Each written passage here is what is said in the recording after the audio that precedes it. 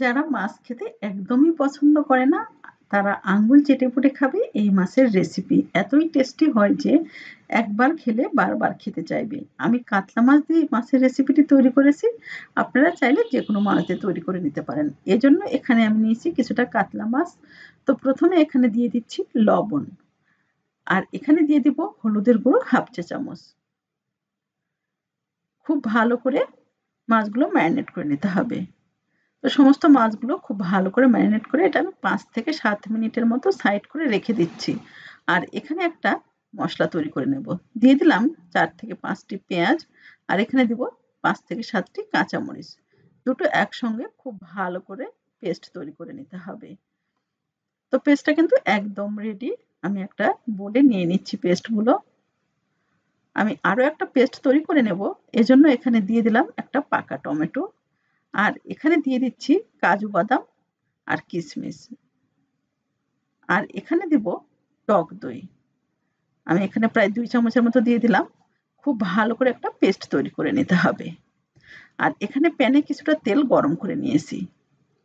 এরপর মাছগুলো দিয়ে দিতে হবে। মিডিয়াম হিটে মাছগুলো প্রায় 3 থেকে 4 মিনিটের মতো খুব ভালো করে এক পাশটা ভেজে নিতে হবে।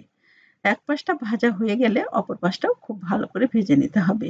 তো এপাশ ওপাশ করে মাছগুলো খুব ভালো করে ভেজে নেওয়ার পর কালারটা যখন ঠিক এইরকম ব্রাউন হয়ে আসবে তখন মাছগুলো উঠিয়ে নিতে হবে।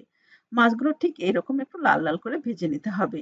এরপর মাছ ভাজা তেলের মধ্যে আমি দিয়ে দিলাম 1/2 কাপের মতো পেঁয়াজ। পেঁয়াজগুলো বেরেস্তা করে নিতে হবে। মিডিয়াম হিটে প্রায় 4 থেকে 5 মিনিটের মতো পেঁয়াজগুলো ভেজে নিতে হবে। কালারটা যখন হালকা একটু চেঞ্জ হয়ে আসবে এই পর্যায়ে গ্যাসটা বন্ধ করে দিতে হবে। তো পেঁয়াজ বেরেস্তাটা একদম রেডি। এরপর আমি এই তেলের মধ্যে দিয়ে দিচ্ছি দারচিনি, সাদা এলাচ, কালো এলাচ, দিয়ে দিলাম একটুখানি জিরে।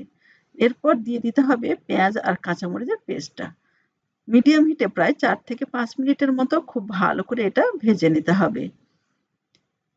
এরপর এখানে দিয়ে দিতে হবে কিছু মশলা।